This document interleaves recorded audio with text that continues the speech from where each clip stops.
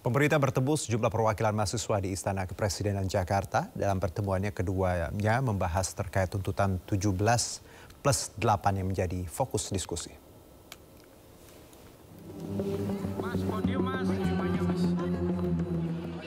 Istana Kepresidenan menerima sejumlah perwakilan mahasiswa untuk berdialog secara langsung di Jakarta.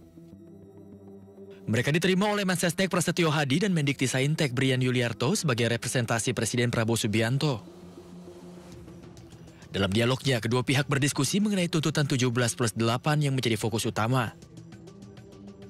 Dialog bertujuan untuk menjembatani aspirasi mahasiswa dengan kebijakan pemerintah untuk mencari titik temu demi kemajuan bangsa. Kemarin di legislatif dan kami hari ini diberikan kesempatan untuk menyampaikan aspirasi kami di lembaga eksekutif seperti itu. Titik tekannya di mana titik tekan? Oke, baik, titik tekan. Pertama, mungkin kami menekan dengan keras bahwa untuk segera mensahkan RUU Perampasan Aset yang kemarin sudah kami sampaikan di DPR RI.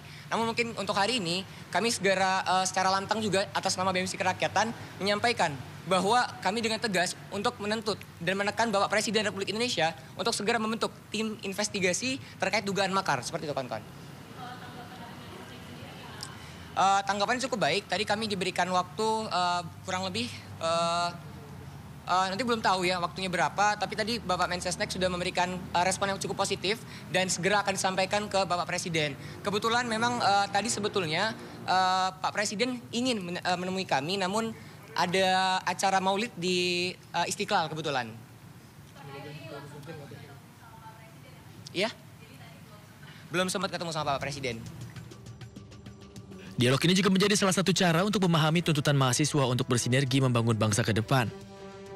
Pak, ngobrol dari hati ke hati, kira-kira seperti apa pandangan-pandangan mahasiswa ya, untuk kita bisa perbaiki hal-hal yang masih kurang, untuk bisa membicarakan ide-ide bagaimana supaya Indonesia lebih cepat maju, lebih cepat bisa memperbaiki hal-hal yang memang kita ingin capai bersama. Pihak istana menegaskan pemerintah bersungguh-sungguh untuk mencatat dan menindaklanjuti aspirasi masyarakat. Selain dengan mahasiswa, pihak istana juga akan terus menggelar dialog dengan berbagai lapisan masyarakat lainnya. Dari Jakarta, Tim Liputan, iNews melaporkan. 8 korban tewas jatuhnya helikopter di kawasan hutan Kalimantan Selatan berhasil dievakuasi dan telah dibawa ke Rumah Sakit Bayangkara Banjarmasin untuk diidentifikasi. Petugas membawa 8 jenazah korban kecelakaan helikopter BK117D3 milik Estindo Air yang jatuh di kawasan hutan Desa Emil Baru, Kabupaten Tanah Bumbu, Kalimantan Selatan ke Rumah Sakit Bayangkara Banjarmasin Jumat dini hari. Pos antemortem Rumah Sakit Bayangkara Banjarmasin menerima 7 kantong yang berisi 8 jenazah. Proses identifikasi oleh tim DVI baru akan dimulai Jumat pagi tadi sambil menunggu kelengkapan data yang diberikan tim SAR. Hal ini untuk melakukan pencocokan dengan tim rekonsiliasi yang menjadi dasar penentu identifikasi masing-masing korban.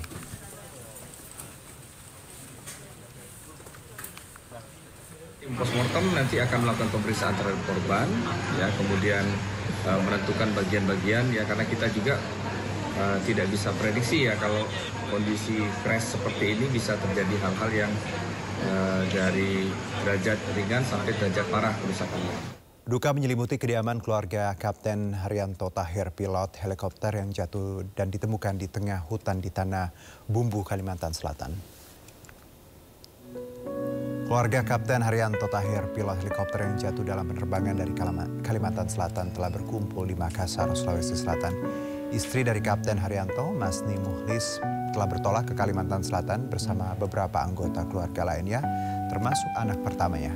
Sejak kabar hilangnya helikopter, keluarga besar Kapten Haryanto terus menggelar doa bersama dan pengajian setiap malam di kediaman.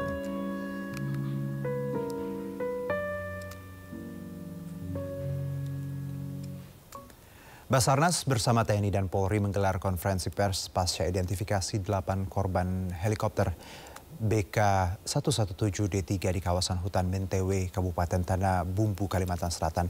Basarnas pun memaparkan kronologi penemuan jatuhnya pesawat yang disertai sulitnya medan dan memastikan black box ditemukan dalam kondisi utuh. Hari pertama, kedua, dan ketiga.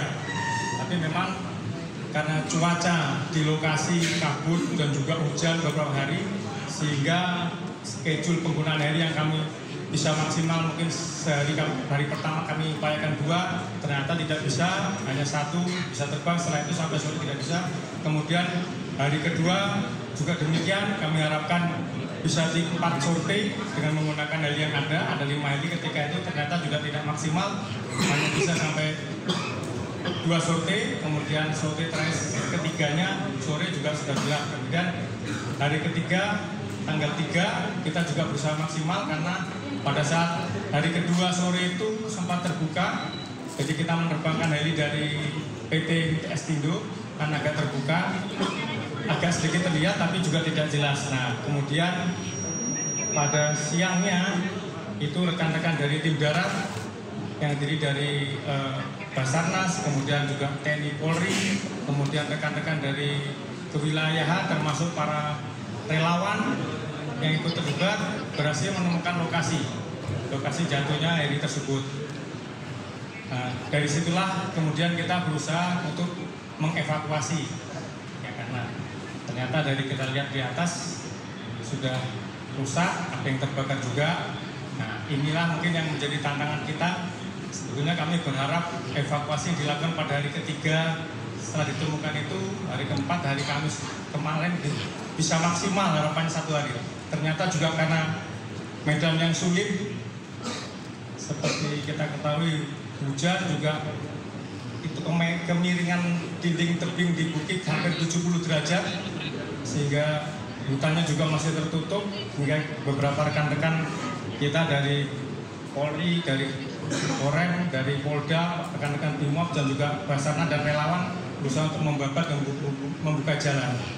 Itu yang sehingga kemarin yang kami harapkan selesai evakuasi diharapkan sore sekitar jam 16 atau jam 15, ternyata juga bermasalah, hujan deras juga, sehingga proses evakuasi baru selesai tadi malam pukul 22.10.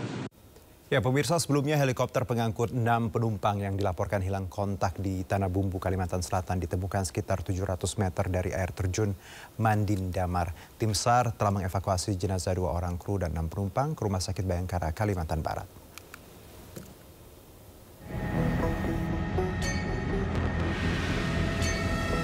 Tim SAR gabungan menemukan bangkai helikopter yang jatuh di hutan kawasan air terjun Mandin Damar, Tanah Bumbu, Kalimantan Selatan. Bangkai helikopter yang terbakar ditemukan sekitar 700 meter dari titik koordinat yang sebelumnya diberikan oleh KNKT. Sementara itu sebanyak 8 korban telah dibawa ke Rumah Sakit Bayangkara, Polda Kalimantan Barat. Evakuasi 8 korban dilakukan melalui jalur darat. Terima kasih penghargaan yang setinggi-tingginya kepada seluruh tim Satuan Tugas Aksi Cepat Tanah Bumbu, pemerintah daerah beserta seluruh masyarakat sekitar kita, dan tim tentunya akan tetap konsisten mensupport segala sesuatu termasuk proses evakuasi hingga selesainya misi kemanusiaan ini. Sebelumnya helikopter dengan kode registrasi PKRGH hilang kontak 10 menit setelah lepas landas dari Bandara Gusti Syamsir Alam Kota Baru pada Senin pagi. Heli yang ditumpangi 2 awak dan 6 penumpang ini jatuh di kawasan air terjun Mandin Damar, Desa Gunung Raya, Kecamatan Mantewe, Kabupaten Tanah Bumbu, Kalimantan Selatan. Dari Tanah Bumbu, Kalimantan Selatan, Zainal Hakim, iNews melaporkan. Kejaksaan Agung tetapkan mantan Mendikbudristek Nadiem Makarim sebagai tersangka dalam kasus pengadaan Chromebook. Informasi lengkapnya usai jeda berikut.